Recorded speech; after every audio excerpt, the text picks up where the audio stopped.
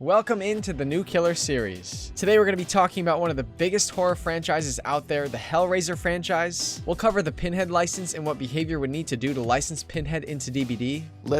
We'll throw some options out here and just a simple yes or no or who, and we can wrap this up. How's that sound? All right. Pinhead. Yes.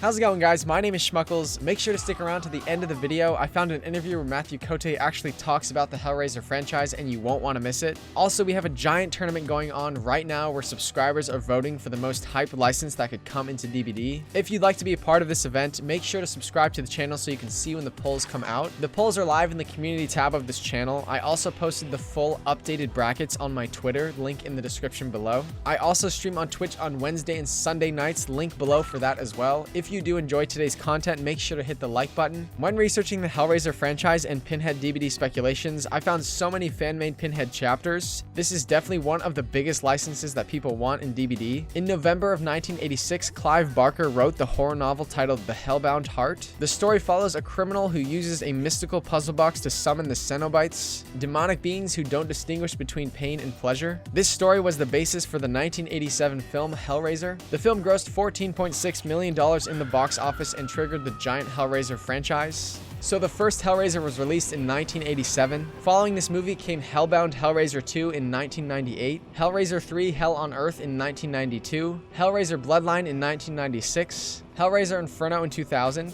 Hellraiser Hellseeker in 2002, Hellraiser Deader in 2005, Hellraiser Hellworld in 2005. That's right, in 2005 there were two Hellraiser feature films released. Hellraiser Revelations in 2011, and Hellraiser Judgment Day in 2018. There's a new Hellraiser remake in the works, as well as a TV series. Up until last year, the first three Hellraiser movies were owned by New World Pictures. Lawrence Kupin owns this company. Technically, the third film's rights were transferred to Transatlantic Pictures, but Lawrence Kupin also owns this company, so Kupin and his production companies own the first three movies. Hellraiser Bloodline is owned by Miramax Studios, which was formed by Harvey Weinstein and Bob Weinstein. Harvey Weinstein is a convicted sex offender and is still serving time in prison. Kinda reminds me of the Victor Salva situation, but this doesn't seem to have tainted the Hellraiser franchise at all. Miramax also owns Hellraiser Inferno, Hellraiser Hellseeker, Hellraiser Deader, Hellraiser Hellworld, and a sub-company of Miramax named Dimension Films owns Hellraiser Revelations and Hellraiser Judgment. The new remake is being rebooted by Spyglass Media Group.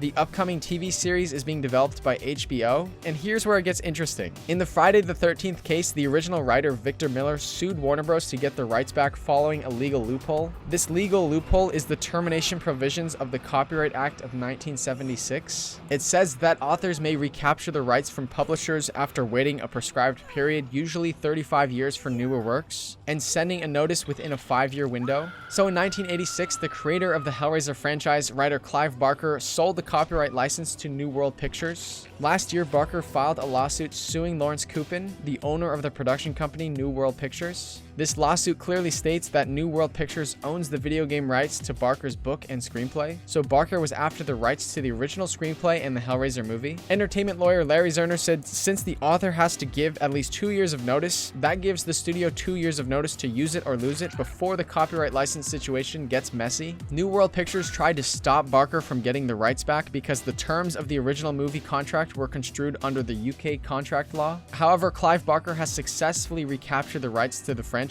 And to be very clear, on December 19th, 2021, Clive Barker will own the rights to his original book, screenplay, and the original Hellraiser film in the United States. He doesn't get worldwide rights. Okay, that complicates the Dead by Daylight licensing negotiations because if they try and get the original Pinhead after December 19th, Clive Barker is going to own the US rights and New World Pictures will own the international rights. We all know that Behavior is based in Montreal, Canada, and DBD is played all around the world. After December 19th of this year, Clive Barker and New World Pictures are going to have to be in some sort of agreement on how they're going to license merchandise and video game rights internationally before DBD can get their hands on Pinhead. That being said, if Pinhead is scheduled to release in DBD during year 6, they may have already closed the deal with New World Pictures. They don't really need to include Clive Barker if the deal is signed and done.